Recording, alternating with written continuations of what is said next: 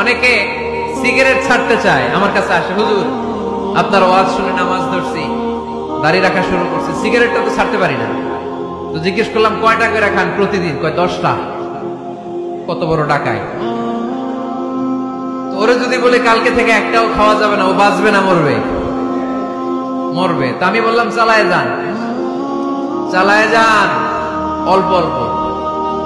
এই সপ্তাহ একটু কমায় খায়েন, 8টা করে খায়েন, পরের সপ্তাহ 5টা করে খায়েন, কমাইতেছে। এরপরের সপ্তাহ 3টা, পারতেছে। এরপরের সপ্তাহ 2টা, তাও ভালো। এরপরের সপ্তাহ 1টা। যেই সপ্তাহে উনি 1টা করে খায়, পরের সপ্তাহে বাদ দেওয়া যাবে না? গ্রাজুয়ালি। অনেক এলিট সোসাইটির ফ্যামিলি, তাদের বাবারা আমার কাছে আসে, বলে হুজুর ধন সম্পদ সোশ্যাল স্ট্যাটাস আল্লাহ কম দেয় নাই, তো আপনার ওয়াজ শুনে আলহামদুলিল্লাহ আমরা পরিবর্তিত হতে শুরু করেছি, আমরা এখন নামাজ টামাজ পড়তেছি। তো মেয়েগুলো পর্দা করে না হুজুর, পর্দা করে না। কি করি? হিপ হপ স্টাইলের মেয়ে, টাইট ফিটিং। কি ফিটিং? টাইট ফিটিং জামা পরে হুজুর, কি করব আমি বলেন?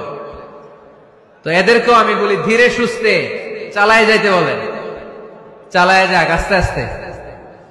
তো ওদেরকে পরামর্শ দেই, প্রথমে বলবেন মা শালীন পোশাক পরো। কি পোশাক?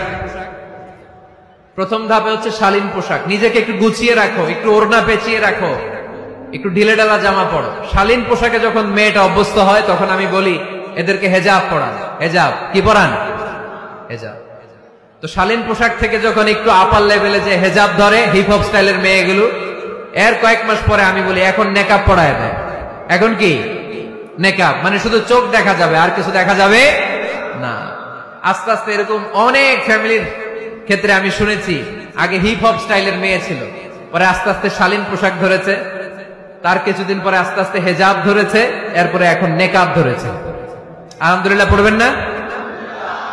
এখন হিপ হপ স্টাইলের মেয়ে হাফ নেকেড চলে, ওরা যদি কালকেই পড়ি হাত মোজা পর, পা মোজা পর, পারবেও? এজন্য ধীরে সুস্থে আস্তে আস্তে আওয়াজ করে বলেন